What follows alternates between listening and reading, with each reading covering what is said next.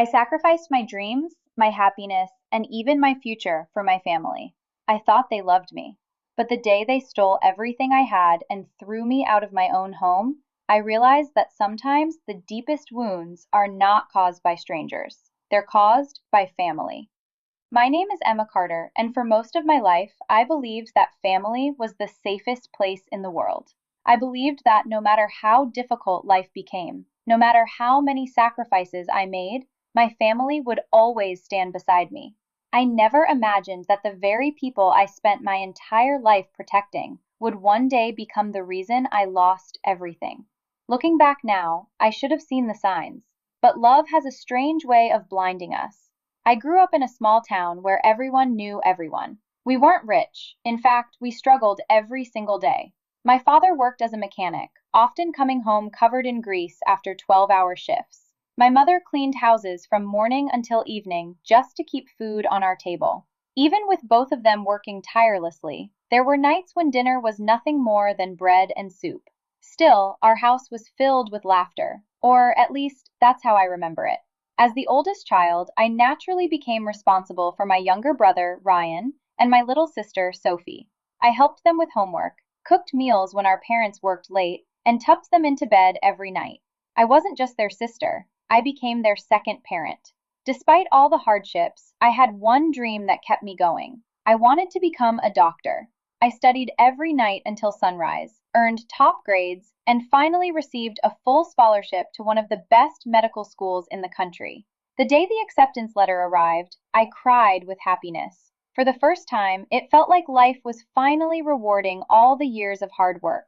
My parents hugged me proudly. Ryan told everyone at school his sister was going to become a doctor. Even Sophie couldn't stop smiling. Everything felt perfect. Until one phone call changed my entire future. Just 1 week before college began, my father collapsed at work. It was a massive heart attack. The doctors managed to save his life, but the hospital bills were enormous. Insurance covered only a small portion of the expenses, and suddenly, my family was drowning in debt. One evening, I stood outside my father's hospital room and overheard my parents talking. "We're going to lose the house," my mother whispered through tears. "We can't ask Emma to give up her future," my father replied. "But what choice do we have?" I walked away before they could see me crying. That night, I made the biggest decision of my life. Without telling anyone, I called the university and declined my scholarship. The admissions officer asked if I was sure. I lied and said yes. When I hung up the phone, it felt as though I had buried my dreams with my own hands. The next morning, I found two jobs, one during the day, one at night. I told myself it was only temporary, just until Dad recovered, just until the bills were paid, just until things got better. But temporary slowly turned into 15 years. While my friends graduated from college, built successful careers, got married, and traveled the world, I was working 16-hour shifts. Every paycheck disappeared before I could even spend $1 on myself. Ryan wanted to attend a prestigious university. I paid every tuition bill. Sophie dreamed of opening her own boutique. I emptied my savings to help make it happen. When my parents fell behind on the mortgage, I worked overtime for months until we caught up. Every Christmas gift, every birthday celebration, every family vacation, every repair the house ever needed. Somehow, I always found a way to pay for it.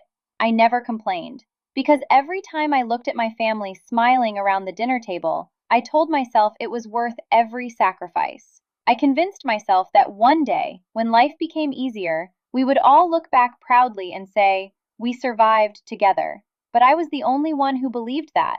Years passed, and I barely noticed how much I had changed. The mirror reflected a tired woman with dark circles under her eyes and hands rough from years of hard work. Friends slowly stopped calling because I was always too busy. Relationships ended before they had a chance to begin because my family always came first. I missed weddings, birthdays, funerals, dreams, life itself. Still, I never regretted my choices, not even once, because I believed love was measured by sacrifice. I was wrong, terribly wrong. Then, one cold October morning, my father suffered another heart attack. This time, he never came home. The funeral was heartbreaking. Relatives cried, neighbors offered condolences. Everyone praised what a wonderful family we were. If only they knew, I would later think.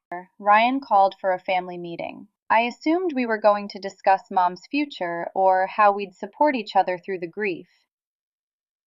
Instead, he walked into the living room carrying a thick folder of legal documents.